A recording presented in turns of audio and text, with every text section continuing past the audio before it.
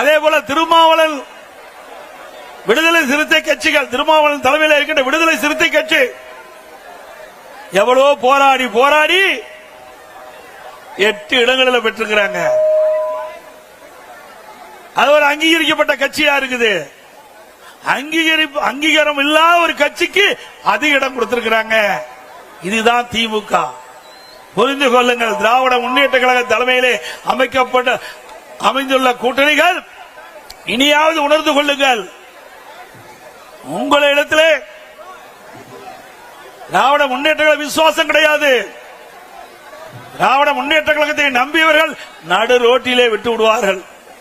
அனைத்து இந்திய அண்ணா திராவிட முன்னேற்ற கழக தலைமையிலே அமைக்கப்படுகின்ற கூட்டணி கட்சி தலைவர்களுக்கு உரிய மரியாதை கிடைக்கின்ற கட்சி அண்ணா திமுக கட்சி.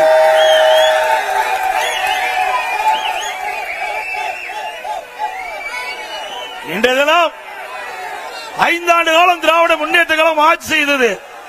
5 ஆண்டு காலம் திராவிட முன்னேற்ற கழகம் ஆட்சி செய்தது. நாட்டு மக்களுக்கு என்ன செய்தார்கள்?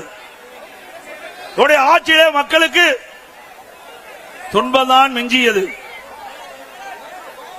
திராவிட முன்னேற்ற கழகம் என்றால் குடும்ப கட்சி, வாரிசு அரசியல், குடும்பத்துக்காக இருக்கின்ற கட்சி திமுக கட்சி, மக்களுக்காக இருக்கின்ற கட்சி அண்ணா திமுக கட்சி.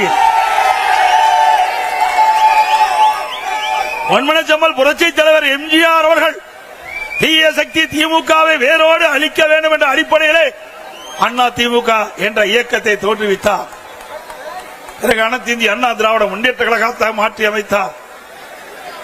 பொன்மனச்செம்மல் புரட்சி தலைவர் எம்ஜிஆர் அவர்கள் அவர் ஆட்சி செய்த போது நாட்டு மக்களுக்கு பல்வேறு திட்டங்களை கொண்டு வந்து ஏழை எளிய ஒடுக்கப்பட்ட நசுக்கப்பட்ட தாழ்த்தப்பட்ட மக்கள் இன்றைக்கு தமிழகத்தில் ஏற்றம் பெற்று கேட்டு சொன்னால் நம்முடைய தலைவர்கள் போட்ட திட்டம் புரட்சி தலைவர் எம்ஜிஆர் காலத்திலும் சரி, இதே புரட்சி தலைவி அம்மா அவர்கள் ஆண்ட போதும் சரி, இருவரும் தலைவர்கள் முதலமைச்சர் இருந்த காலத்திலே தமிழ்நாடு மற்ற மாநிலத்திற்கு எடுத்துக்காட்டாக விளங்கியது.